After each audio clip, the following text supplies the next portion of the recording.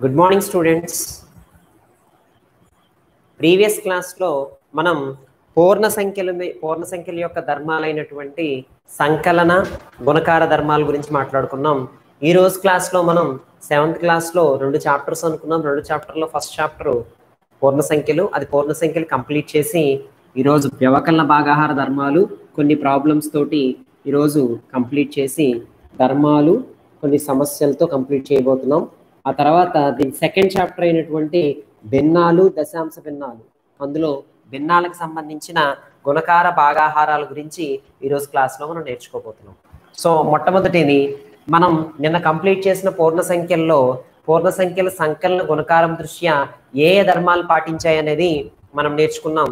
దాని తర్వాత ఈరోజు వ్యవకలనము భాగాహారం దృష్ట్యా, వ్యవకలనం అంటే మైనస్తో చూపిస్తాం, భాగాహారం అంటే డివైడెడ్ బైతో చూపిస్తాం. వీటితో అవి ఏ ఏ ధర్మాలని పాటిస్తుంది అనేది చెక్ చేయబోతున్నాం. సో ఫస్ట్ ధర్మం సంవృద్ధ ధర్మం, క్లోజర్ ప్రాపర్టీ. ఈ సంవృద్ధ ధర్మం అంటే ఏదైనా 2 పూర్ణ సంఖ్యలు తీసుకుని వాటికి ఇక్కడ వ్యవకలనం అంటే తీసివేసినప్పుడు మరలా పూర్ణ సంఖ్య కనుక వస్తే అవి సంవృద్ధ ధర్మాన్ని కలిగి ఉంటాయి అని చెప్తాం. అంటే ఇక్కడ ఏదైనా 2 పూర్ణ సంఖ్యలు తీసుకున్నాను, 2 - 3 తీసుకున్నాను, -1, 3 - 2 తీసుకున్నాను, 1, -2 -3 తీసుకున్నాను, అప్పుడు -2 + 3 వచ్చి 1 వస్తుంది. అంటే ఏ 2 పూర్ణ సంఖ్యలు తీసేసినా, ధన పూర్ణ సంఖ్యలు తీసేసినా, రుణ పూర్ణ సంఖ్యలు తీసినా, ఏ 2 పూర్ణ సంఖ్యలు తీసినా నాకు మళ్ళా పూర్ణ సంఖ్య వస్తుంది. అంటే ఇది వ్యవకలనం దృష్ట్యా పూర్ణ సంఖ్యలు సమృద్ధ ధర్మాన్ని పాటిస్తాయి. సహజ సంఖ్యలు వ్యవకలనం దృష్ట్యా సమృద్ధ ధర్మాన్ని పాటించవు. పూర్ణాంకాలు వ్యవకలనం దృష్ట్యా సమృద్ధ ధర్మాన్ని పాటించవు. సమృద్ధ ధర్మాన్ని వ్యవకలనం దృష్ట్యా పాటించే సంఖ్యలు పూర్ణ సంఖ్యలే. కాబట్టి పాయింట్ ఒకటి మీరు నోట్ చేసుకుని ఉండాలి. అలాగే డివిజన్లో దగ్గరికి వచ్చేటప్పుడు కూడా ఏ 2 పూర్ణ సంఖ్యల యొక్క భాగాహారం చేసినా వచ్చిన భాగఫలము మనకి పూర్ణ సంఖ్య అవుతుందా లేదా చెక్ చేసినట్లయితే, ఇప్పుడు 6ని 6ని 2 చేత భాగిస్తే మీకు వచ్చే 3 ఖచ్చితంగా పూర్ణ సంఖ్య అవుతుంది. కానీ 2ని 6 చేత భాగిస్తే మీకు వచ్చేది 1/3, అది పూర్ణ సంఖ్య కాదు. కాబట్టి పూర్ణ సంఖ్యలు భాగాహారం దృష్ట్యా సమృద్ధ ధర్మాన్ని ఖచ్చితంగా పాటించట్లేదు. సో వ్యవకలనం దృష్ట్యా సమృద్ధ ధర్మాన్ని పాటిస్తాయి, అలాగే భాగాహారం దృష్ట్యా సమృద్ధ ధర్మాన్ని పాటించట్లేదు. నెక్స్ట్ ధర్మం వచ్చి స్థిత్యంతర ధర్మం. దీన్నే కామ్యుటేటివ్ ప్రాపర్టీ అంటాం ఇంగ్లీష్లో. కామ్యుటేటివ్ ప్రాపర్టీ అంటే నేను చెప్పినట్లుగానే ఇక్కడ ఏబి అనే 2 పూర్ణ సంఖ్యలు తీసుకున్నప్పుడు a - b, b - aకి ఈక్వల్ అయితే అప్పుడు ఆ పూర్ణ సంఖ్యలు స్థిత్యంతర ధర్మాన్ని పాటిస్తాయని చెప్పవచ్చు. కానీ ప్రపంచంలో ఏ 2 నెంబర్స్ని సబ్ట్రాక్ట్ చేసినా వాటి స్థితులు మారినప్పుడు అవి సమానంగా ఉండవు. ఫర్ ఎగ్జాంపుల్ 3 - 2 తీసుకుంటే అది 1 అవుతుంది, 2 - 3 తీసుకుంటే అది -1 అవుతుంది. 3 - 2, 2 - 3 ఎప్పటికీ ఈక్వల్ కాదు. కాబట్టి అసలు a - b ఎప్పుడు b - aకి ఈక్వల్ కాదు. కాబట్టి వ్యవకలనం దృష్ట్యా పూర్ణ సంఖ్యలు స్థిత్యంతర ధర్మాన్ని పాటించవు. అలాగే భాగాహారంలో కూడా మనం అబ్జర్వ్ చేసినట్లయితే ఇప్పుడు చెప్పిన దాన్ని మనం చూడవచ్చు. a/b ఎప్పుడు కూడా b/aకి ఈక్వల్ కాదు. ఎందుకంటే ఇక్కడే చూసాము 6/2 3 వచ్చింది, 2/6 1/3 వచ్చింది. కాబట్టి 2 సమానం కాలేదు. కాబట్టి a/b b/aకి ఈక్వల్ కాలేదు. కాబట్టి భాగాహారం దృష్ట్యా పూర్ణ సంఖ్యలు స్థిత్యంతర ధర్మాన్ని పాటించవు. పూర్ణ సంఖ్యలే కాదు, సహజ సంఖ్యలు పూర్ణాంకాలు కూడా పాటించవు. నెక్స్ట్ వచ్చేది సహచర ధర్మము. దీన్నే అసోసియేటివ్ ప్రాపర్టీ అంటాము.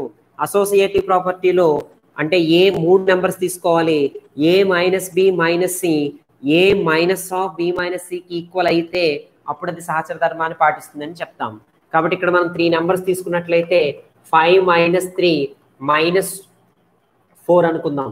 5 3 4 అనే నెంబర్స్ తీసుకుంటే 5 - 3 -4 ఇక్కడ 2 - 4 -2 వస్తుంది. అలాగే 5 - 3 - 4 కనుక తీసుకున్నట్లయితే అంటే a - b - c తీసుకుంటే 5 - 3 - 4 వచ్చి -1 అవుతుంది. 5 - -1 మాట్లాడుకున్నాం, 6 వచ్చింది. సో ఇక్కడ -2 వచ్చింది, ఇక్కడ 6 వచ్చింది. కాబట్టి ఇది a - b - c, a - b - cకి ఈక్వల్ అవ్వలేదు.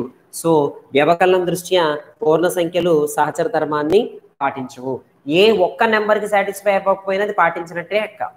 అలాగే డివిజన్ దగ్గరికి వచ్చేటప్పుడు కూడా a/b/c is equal to a/b/c అవుతుందా? అవ్వదు. ఎందుకంటే మనం తీసుకున్నట్లయితే 6 divided by 2 divided by something like 4 తీసుకుంటే 6 డివైడెడ్ బై 2 3 వస్తుంది. 3 డివైడెడ్ బై 4 నాకు 3/4 వస్తుంది. ఇక్కడ నేను అప్లై చేస్తే 6 డివైడెడ్ బై 2 డివైడెడ్ బై 4 వస్తుంది. అంటే 6 డివైడెడ్ బై 2 డివైడెడ్ బై 4 వచ్చి 1/2 అవుతుంది. 6 డివైడెడ్ బై 2 అంటే 6/2 చేస్తే 6ని మళ్ళీ ఆఫ్ చేస్తే 12 పార్ట్స్ వస్తాయి. 6ని మళ్ళీ 6 పార్ట్స్ని మళ్ళీ హాఫ్ పార్ట్ చేసుకుంటే ప్రతిదాన్ని 12 పార్ట్స్ వస్తాయి.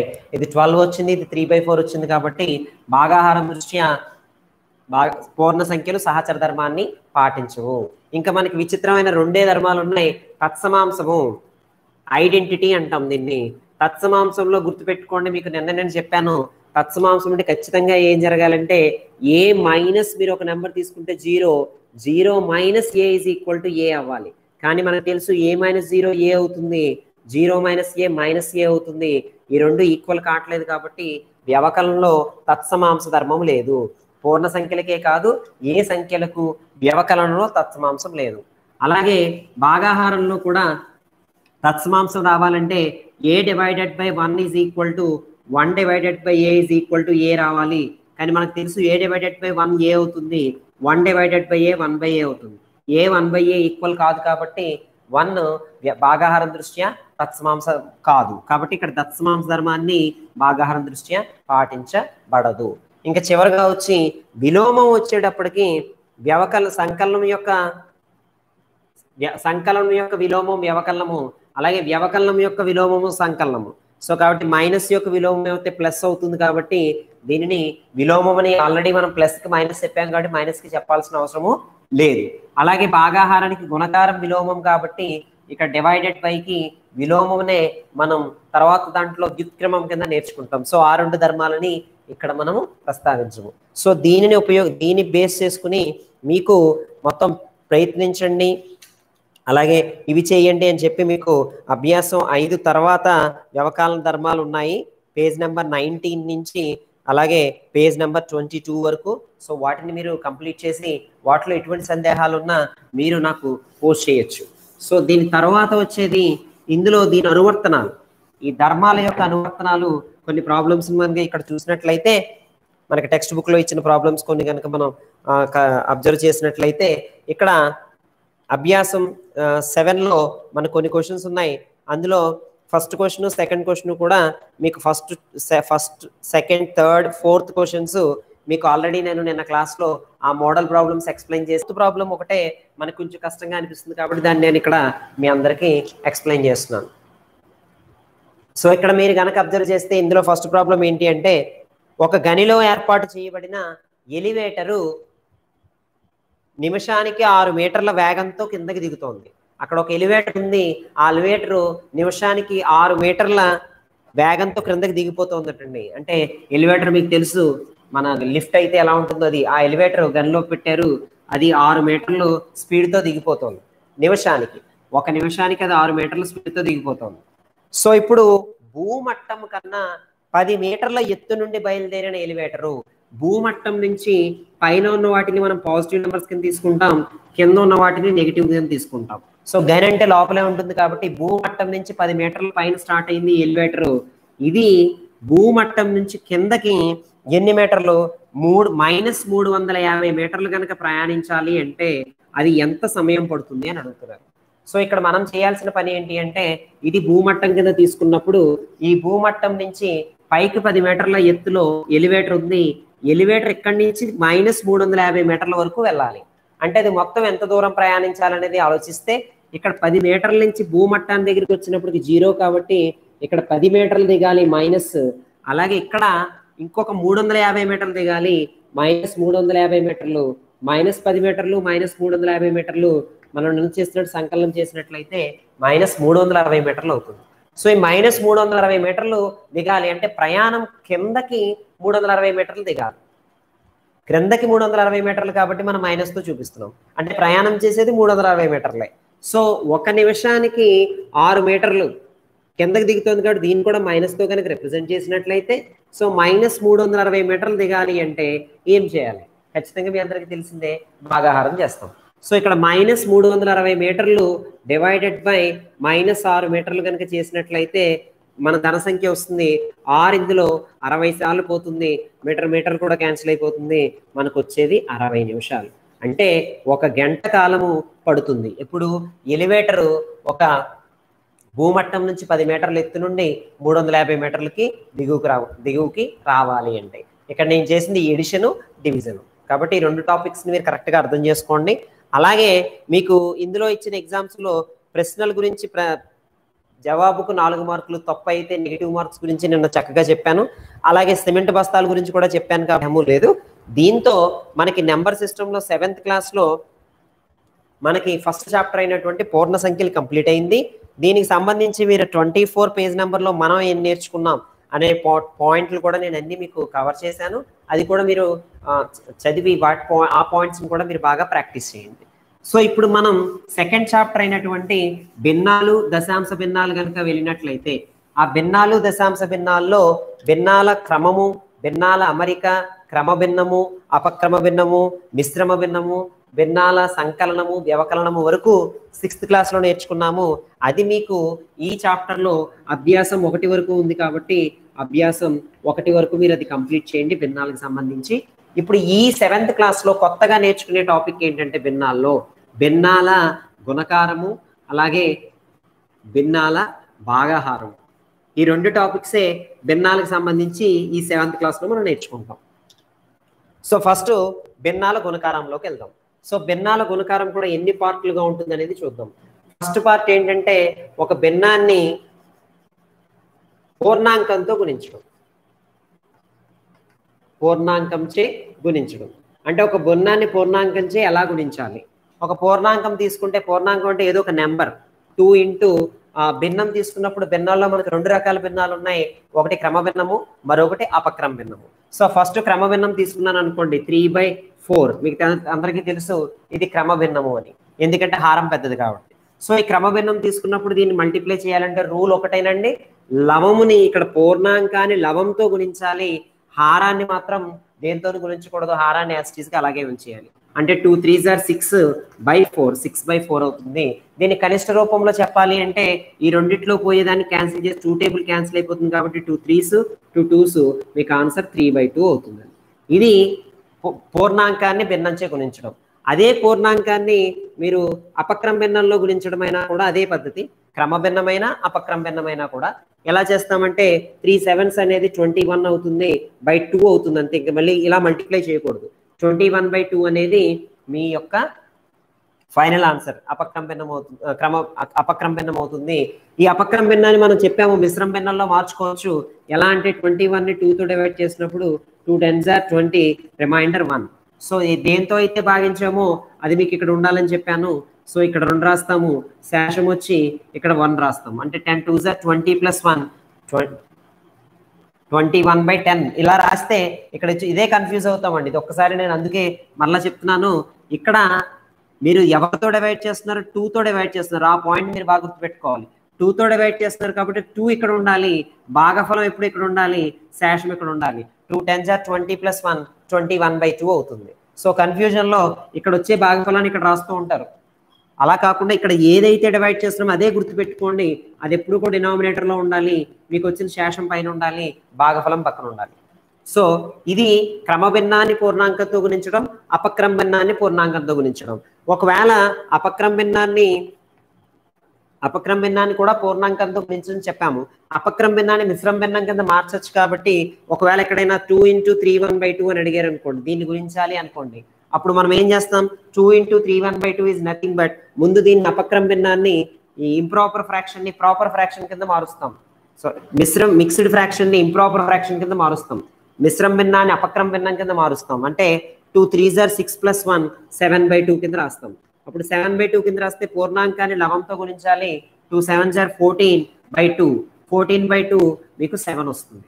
సో ఇది ఒక పూర్ణాంకంతో క్రమ భిన్నాన్ని అపక్రమ భిన్నాన్ని గుణించడం. అది ఫస్ట్ది భిన్నాల గుణకారంలో పూర్ణాంకంతో గుణించడం.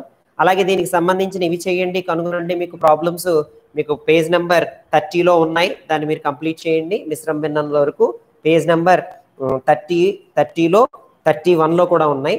అలాగే సెకండ్ వచ్చి దీనినే ఇంకొకలా కూడా ఎలా అడుగుతారంటే మీరు జాగ్రత్తగా అబ్జర్వ్ చేయండి.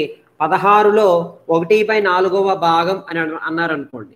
16లో 1/4వ భాగం అంటే ఇట్స్ నథింగ్ బట్ 16 × 1/4 అని అర్థం. అలాగే ఇప్పుడు మనం పూర్ణాంకాన్ని భిన్నంతో గుణించడం మనకు అర్థమైంది కాబట్టి 16 × 1 16 అవుతుంది, divided by 4, 16 divided by 4 will be 4. So ఎక్కడైనా కూడా 5లో 1/2వ భాగం అన్నారు అనుకోండి, అప్పుడు ఏం చేయాలండి? హాఫ్ పార్ట్ ఆఫ్ 5 అన్నారు అనుకోండి, అప్పుడు 5 × 1/2 అని రాస్తాం. పూర్ణాంకాన్ని 11తో గుణిస్తాం. 5 × 1 ఏమో 5 అండ్ డినామినేటర్ ఏమో 2, 5/2 అవుతుంది. సో మనం పూర్ణాంకాన్ని భిన్నంతో గుణించేటప్పుడు అది క్రమభిన్నమైన అపక్రమభిన్నమైన మనం గుర్తుపెట్టుకోవాల్సిన విషయం ఏంటంటే పూర్ణాంకంని లవంతో గుణించాలి, హారాన్ని యాస్టీస్గా రాయాలి. అలాగే మనకి నెక్స్ట్ వచ్చే ఉదాహరణలు కొన్ని ఉదాహరణ లెక్కలు కనుక మనం చేసినట్లయితే మీకు పేజ్ నెంబర్ 32లో ఎగ్జాంపుల్ 4 మీరు అబ్జర్వ్ చేయండి. ఆ ఎగ్జాంపుల్ 4లో నజియా వద్ద 20 గోళీలు ఉన్నాయి. నజియా వద్ద ఉన్న గోళీలు 20. అలాగే రేష్మా వద్ద ఏమని అడుగుతున్నాడంటే క్వశ్చన్ ఇలాగే అడుగుతాడండి. నజియా వద్ద ఉన్న గోళీలో 1/5 భాగం ఉంటే ఎవరి దగ్గర ఉన్న భాగంలో? నజియా దగ్గర ఉన్న భాగంలో 1/5 భాగం ఉంటే రేష్మా దగ్గర ఎన్ని గోళీలు ఉన్నాయని అంటున్నారు. సో రేష్మా దగ్గర ఎన్ని గోళీలు ఉన్నాయంటే ఏం చేయాలి? 1/5వ భాగము అంటే చెప్తున్నాను 1/5 ఇంటూ నజియా దగ్గర 2 ఉన్నాయి. సో ఇది 1 × 20 అంటే 20/5, 20/5 అంటే 4. సో కాబట్టి రేష్మా దగ్గర 4 గోళీలు ఉన్నాయి. అలాగే వేరొక క్వశ్చన్ కూడా దాని కిందే ఉంది, ఎగ్జాంపుల్ 5. అది కూడా నలుగురు సభ్యులు గల కుటుంబంలో రోజుకు 15 చపాతీలు తింటారటండి. ఎవరు? మొత్తం నలుగురు ఉన్న సభ్యులై తీసుకుంటే వాళ్ళు మొత్తం తినే చపాతీలు 15. అందులో తల్లి ఎన్ని భాగాలు తింటుంది? తల్లి ఎన్నో భాగం తింటుంది? 1/5వ భాగం తింటుందట. అలాగే పిల్లలు 3/5వ భాగం తింటారట. అలాగే ఇప్పుడు వాడు అడిగిన క్వశ్చన్ ఏంటి అంటే మిగిలిన చపాతీలు తండ్రి తిన్నారు.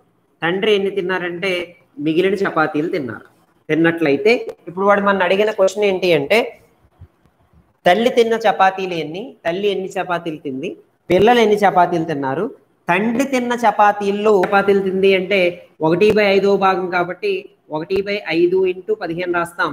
సో ఇక్కడ ఏమవుతుంది? 15/5 అంటే 3. అంటే తల్లి తిన్న చపాతీలు ఏంటండి? 3 తిన్నారు.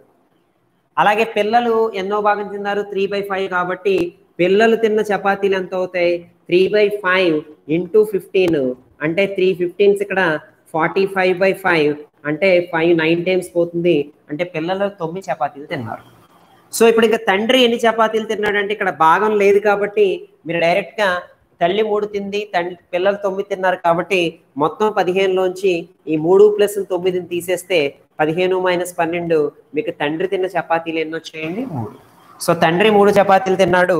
అలాగే తల్లి 3 చపాతీలు తింది, పిల్లలు 9 చపాతీలు తిన్నారు. ఇప్పుడు లాస్ట్ క్వశ్చన్ ఏం అడిగాడంటే తండ్రి తిన్న చపాతీలు మొత్తంలో ఎన్నో భాగం, మొత్తంలో ఎన్నో భాగం అంటాడు. 15లో 3 ఎన్నోవ భాగము అని అడుగుతున్నాడు. అప్పుడు మనం చేయాల్సింది ఏంటి అంటే 15లో అన్నాడు కాబట్టి డినామినేటర్ 15 రావాలి, న్యూమినేటర్ 3 రావాలి. అప్పుడు 3/15 అంటే మీకు 1/5వ భాగం వస్తుంది. ఇది ఇలా లో అన్నప్పుడు ఎన్నో భాగము అన్నప్పుడు మనం ఇలా డివైడ్ చేయాల్సి ఉంటుంది. ఎందుకు అంటే మనకు తెలుసు ఒక పరీక్షలో 100 మార్కులకి 20 మార్కులు వచ్చాయంటే 100 మార్కులు డినామినేటర్లో రాస్తాం, 20 మార్కులు పైన రాస్తాం. అప్పుడు అది ఎన్నో భాగం అంటే 20/100 అంటే 1/5వ భాగం అతనికి వచ్చింది అని చెప్తాం. కాబట్టి ఇది ఒక ఎగ్జాంపుల్. అలాగే అభ్యాసం 2లో మిగిలిన ప్రాబ్లమ్స్ 1, 2 ప్రాబ్లమ్స్ మీరు చేయగలరు చక్కగా. అందులో థర్డ్ ప్రాబ్లంలో ఒకటి ఏం చేశాడంటే ఒక పటంలో మనకి ఎన్ని ఒక 1 2 3 4 12 వృత్తాలు ఇచ్చారండి. 1 2 3 1 2 3 అలాగే 1 2 3 1 2 3 ఇలా 12 వృత్తాలు ఇచ్చి ఏమడుగుతున్నాడంటే పటం ఏలోని వృత్తాలలో 1/2వ భాగం షేడ్ చేయండి అంటున్నాడు. సో 1/2వ భాగం అంటే మొత్తం ఎన్ని వృత్తాలు ఉన్నాయి? ఇక్కడ 12 వృత్తాలు ఉన్నాయి. సో 12లో 1/2వ భాగం చూడండి. 1/2 అంటే 12/2 మీకు 6 వస్తాయి. సో 6 భాగాల్ని నువ్వు షేడ్ చేయాలి.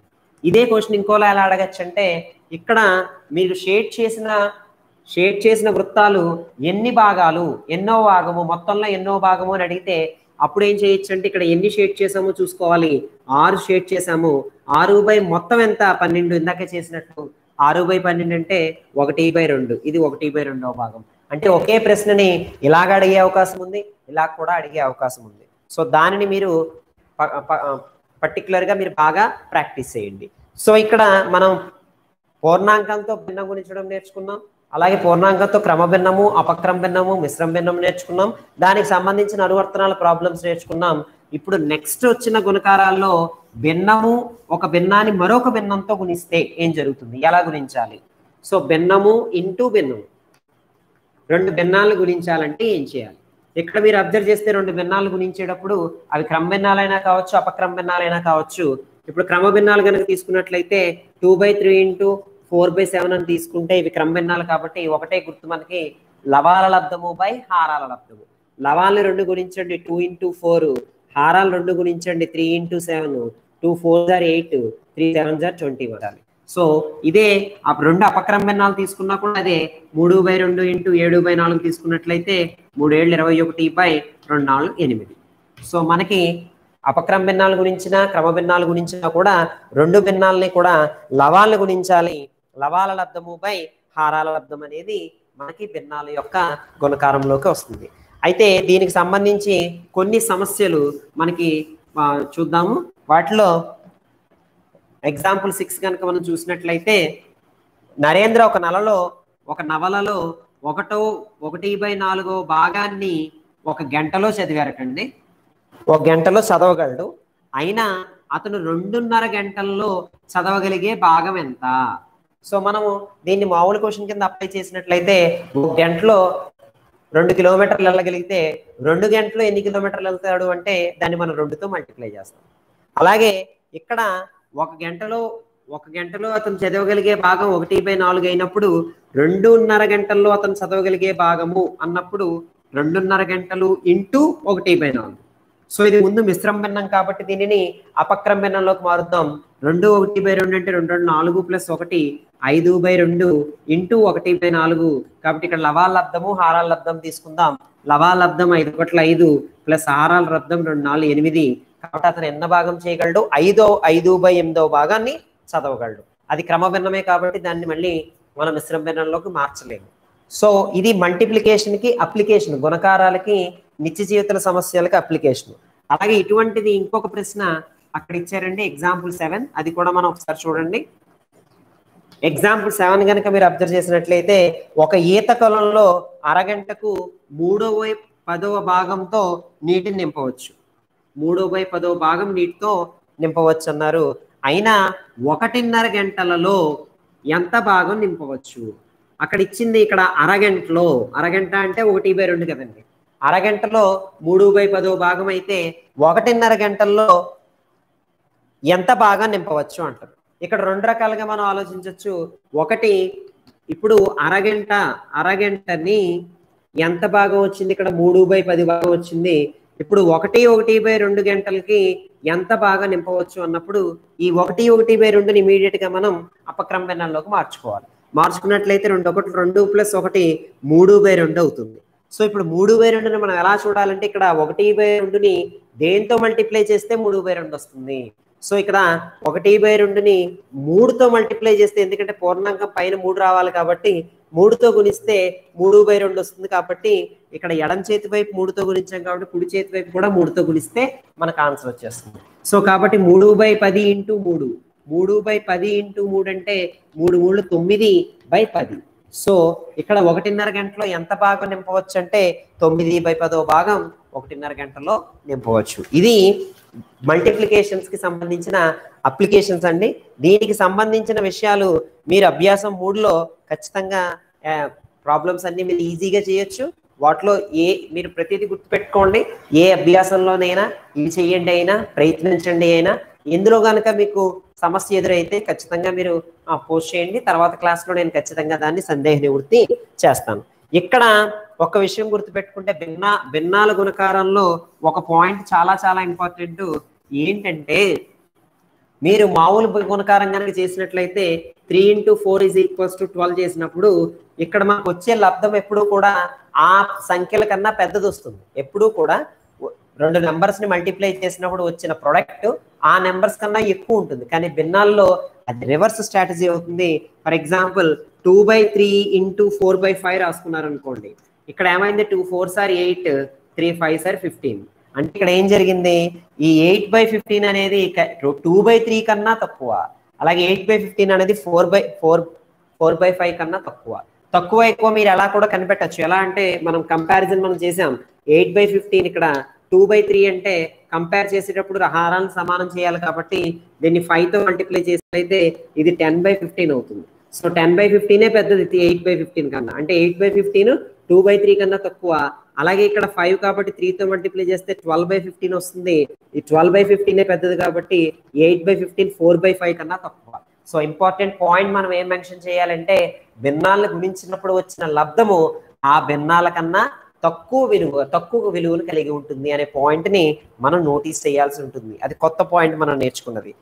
సో అలాగా మీరు అభ్యాసం 3లో ఉన్న ప్రాబ్లమ్స్ అన్ని చేస్తే ఈ భిన్నాల గుణకారానికి సంబంధించిన సమస్యలన్నీ సాధించిన వారు అవుతారు. సో ఇంకా తర్వాతదైనటువంటి భిన్నాల భాగాహారం, భిన్నాల్ని భాగాహారం చేయడం ఎలాగనేది ఒకసారి ఆలోచిద్దాం. ఇక్కడ భిన్నాల భాగాహారం చేసేటప్పుడు కూడా ఫస్ట్ పూర్ణాంకాన్ని ఒక భిన్నంతో భాగించాలి అంటే దీని మీనింగ్ ఏంటంటే ఒకసారి మీనింగ్ కూడా మీకు ఎక్స్ప్లెయిన్ చేస్తాను. 3/1/2 అంటే మీనింగ్ ఏంటంటే 3లో ఎన్ని అరభాగాలు ఉన్నాయి అని అర్థం. ఎన్ని అరభాగాల కింద నువ్వు చేయగలవు అని అర్థం. అంటే 3ని తీసుకున్నప్పుడు 3ని ఇంకా మళ్ళీ సగం చేస్తే ఎన్ని ముక్కలు అవుతాయి అని అనుకుందాం. అంటే ఇక్కడ టోటల్గా 3 తీసుకుంటే 3 పార్ట్స్ తీసుకున్నాము. ఆ 3లో ఎన్ని హాఫ్ పార్ట్స్ ఉంటాయి అనేది అబ్జర్వ్ చేస్తే ఇక్కడ ఇవి ఒక 2 హాఫ్ పార్ట్స్, ఇక్కడ 2 హాఫ్ పార్ట్స్, ఇక్కడ 2 హాఫ్ పార్ట్స్. అంటే టోటల్గా 1 2 3 4 5 6 హాఫ్ పార్ట్స్ ఉన్నట్టు. 3/1/2 అంటే 6 వచ్చింది. కాబట్టి నేను దీన్ని ఎలా డినోట్ చేయాలనే దానికి నేను ఏం చేస్తానంటే ఇక్కడ గుర్తుపెట్టుకోండి. 3/1/2 నేను ఏం చేస్తానంటే 3 × 2/1 కింద రాస్తాను. ఈ 1/2 యొక్క వ్యుత్క్రమము, రెసిప్రోకల్ వ్యుత్క్రమము,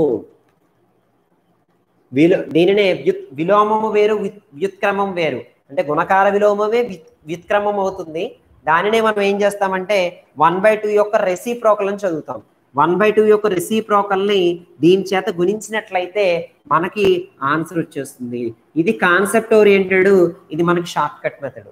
ఏ పూర్ణాంకానైనా భిన్నంతో భాగించినప్పుడు కానీ, భిన్నాన్ని పూర్ణాంకంతో భాగించినప్పుడు కానీ, ఏది చేసినప్పుడైనా దాని యొక్క వ్యుత్క్రమము అంటే గుణకార విలోమంతో మల్టిప్లై చేసినట్లయితే మనకు ఆన్సర్ వస్తుంది.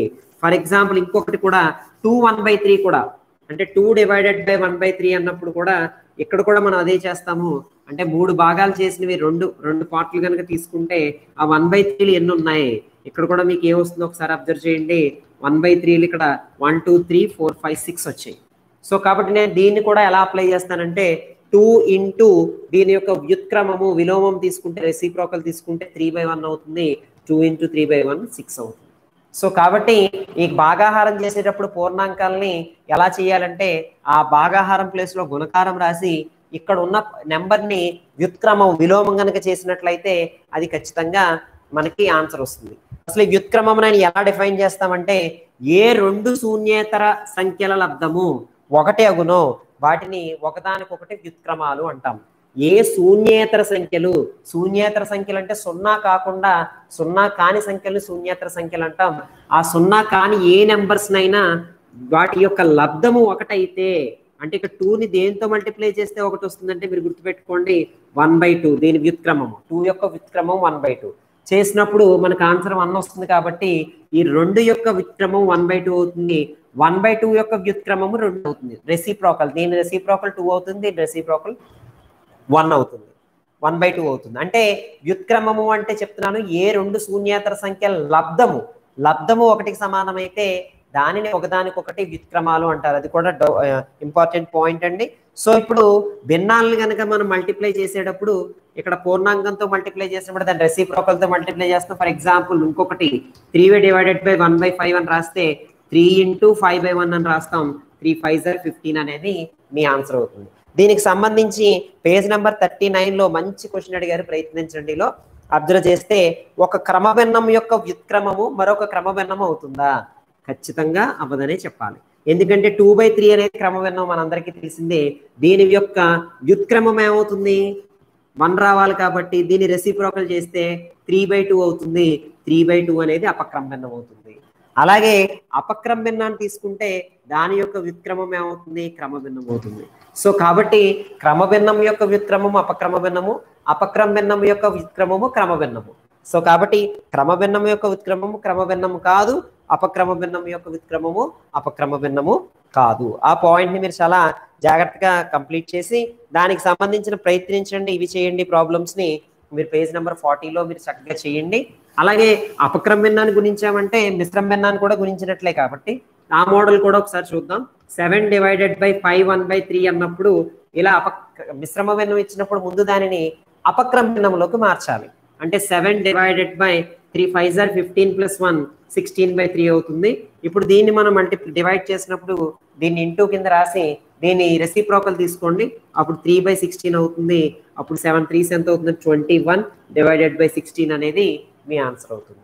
సో దేనినైనా మనం దాని ఉత్క్రమంతోనే మల్టిప్లై చేసినట్లయితే మనకు ఆ భాగాహారం కంప్లీట్ అవుతుంది. ఇప్పుడు ఫైనల్ గా ఒక భిన్నాన్ని మరొక భిన్నంతో భాగించడం చూద్దాం. అప్పుడు కూడా మీకు 1/4ని 5/6తో డివైడ్ చేయాలి అనుకోండి. అప్పుడు ఏం చేయాలంటే మొదటి దాన్ని యాజ్ ఇట్ ఈస్ గా 1/4 అలాగే రాసి దీన్ని ఇంటూ పెట్టి దీని యొక్క ఉత్క్రమం రాస్తాం రెసిప్రోకల్. అప్పుడు రెండు భిన్నాల గురించి ఆల్రెడీ మనం నేర్చుకున్నాం. లవాల లబ్ధము బై హారాల లబ్ధం కాబట్టి 1 × 6 6 అవుతుంది. 4 5s are 20 అవుతుంది. దీన్ని సింప్లిఫై చేసినప్పుడు 2 3s are 6 2 10s are 20. So 3/10 అనేది మీ ఆన్సర్ అవుతుంది.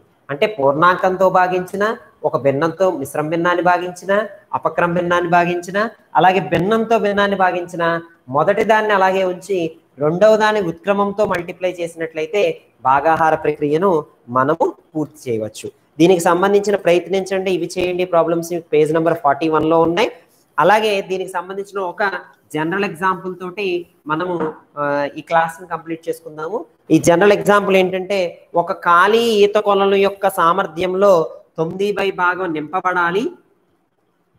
ఈత కొలను ఖాళీగా ఉందటండి, స్విమ్మింగ్ పూల్. దాంట్లో 9/10 భాగం నింపబడాలట. దానిలో 3/10 భాగం నింపడానికి అరగంట పడితే, ఇందులో 3/10 భాగం నింపడానికి నాకు అరగంట టైం పడితే ఇప్పుడు అడుగుతున్నది ఏంటి అంటే 9/10 భాగం నింపడానికి ఎంత కాలం పడుతుంది అంటే ఈ మొత్తం భాగం నింపడానికి ఎంత టైం పడుతుంది అనేది మన క్వశ్చన్ అడిగారు. ఇప్పుడు నేను ఏం చేస్తున్నానంటే ఇక్కడ 3/10 భాగం నింపడానికి నాకు అరగంట పడినట్లయితే ఇక్కడ 9/10 భాగం నింపడానికి ఎంత పడుతుంది అంటే దాని అర్థం ఏంటండి? ఇప్పుడు 3/10 భాగం నేను ఎంత టైంలో నింపాను? అరగంటలో నింపాను. అంటే ఇక్కడ 9/10 భాగంలోనే కదా ఉంది 3/10 భాగం. సో 9/10 భాగంలో 3/10 భాగం కాబట్టి ఇక్కడ లో అన్నప్పుడు 9/10 డివైడెడ్ బై 3/10 అనేది మనకు అర్థం. మీరు ఇంకా సింపుల్ గా కూడా మీరు ఎలా చేయొచ్చు అంటే ఇక్కడ మొత్తం భాగం 9/10, అందులో 3/10 భాగం నింపబడిపోయింది కాబట్టి ఆ 9/10 డివైడెడ్ బై 3/10 కనుక చేసినట్లయితే ఎంత భాగం అనేది మనం చూడొచ్చు. ఇక్కడ ఎంత భాగం అనేది ఎలా వస్తుంది? ఇక్కడ డివిజన్ కాబట్టి 9/10 ఇంటూ 3/10 డివైడ్ చేస్తే 10/3 అవుతుంది. అప్పుడు ఇక్కడ 90/10 3s are 30. ఇది ఇందులో 3 times క్యాన్సిల్ అవుతుంది. సో ఇప్పుడు నాకు ఎంత టైం వచ్చింది? 3 వచ్చింది. అంటే 3 ఇక్కడ 3/10 భాగానికి ఒక అరగంట అయితే నాకు అటువంటి భాగాలు ఎన్ని వచ్చాయి? ఇక్కడ 3 భాగాలు వచ్చాయి. అంటే 3 అరగంటలు. 3 అరగంటలు అంటే నాకు ఎంత వస్తుంది? గంటన్నర టైము పడుతుంది. 3 అరగంటల సమయము పడుతుంది అని మనం చెప్పచ్చు. దీన్ని ఇంకా సింపుల్ గా చెప్పచ్చా సార్ అంటే ఈజీగా చెప్పచ్చు. ఎలా అంటే ఈ రెండింటినీ కనుక మీరు అబ్జర్వ్ చేసినట్లయితే ఇక్కడ 3/10 9/10 మీరు జాగ్రత్తగానండి. ఈ 3/10 దేంతో మల్టిప్లై చేస్తే 9 వస్తుంది? 3తో మల్టిప్లై చేస్తే. అంటే ఇక్కడ దీన్ని 3తో మల్టిప్లై చేసినప్పుడు అరగంటను కూడా 3తో మల్టిప్లై చేయాలి. అంటే 3/2 గంటలు. చాలా సింపుల్ గా డైరెక్ట్ గా చేసేసి ఇంత ప్రొసీజర్ అక్కర్లా. సో 3/2 చేస్తే 3/2 అంటే మీనింగ్ ఏంటి? దాన్ని మిక్స్డ్ ఫ్రాక్షన్ లో కనుక రాస్తే 1 1.5 అంటే గంటన్నర. 3 అరగంటలు అంటే గంటన్నర సమయం పడుతుంది అని చెప్పచ్చు. ఇది భిన్నాలకు సంబంధించిన భాగాహారం. మనం దీనికి సంబంధించిన ఎక్సర్సైజ్ 4లో కూడా మనకున్న ప్రాబ్లమ్స్ కనుక మనం అబ్జర్వ్ చేసినట్లయితే ఎక్సర్సైజ్ 4 కూడా మనకి వ్యుత్క్రమాలు రాయడము, మల్టిప్లై చేయడము, భాగాహారం చేయడం చేస్తూ లాస్ట్ ప్రాబ్లం ఒకటి ఉంది. ఈ లాస్ట్ ప్రాబ్లంతో మనం ఈరోజు క్లాస్ని మనం కంప్లీట్ చేసుకుందామండి. లాస్ట్ ప్రాబ్లం ఏమి ఇచ్చాడంటే, దీపక్ ఒక ఇంటిలో 2/5 భాగం ఒక రోజులో రంగు వేయగలడు. 2/5 భాగం తీసుకున్నాము. ఈ 2/5 భాగం 2/5 భాగం ఒక 2/5 భాగం ఒక రోజు వేయగలడు. 2/5 భాగం ఒక రోజులో వేయగలిగితే ఇదే వేగంతో పనిచేస్తే ఆ ఇంటికి పూర్తిగా రంగు వేయడానికి ఎన్ని రోజులు పడుతుంది? అక్కడ వాళ్ళు అడిగిన క్వశ్చన్ ఏంటంటే, మీరు జాగ్రత్తగా అబ్జర్వ్ చేయండి.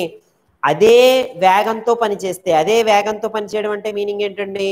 అతను ఒక రోజులో ఎంత భాగం చేస్తున్నాడు? 2/5 భాగం చేస్తున్నాడు. ఒక రోజులో 2/5 భాగం చేస్తే అతను మొత్తం పని చేయడానికి, అదే వేగంతో పని చేయడానికి ఎంత టైం పడుతుంది అని అడుగుతున్నారు.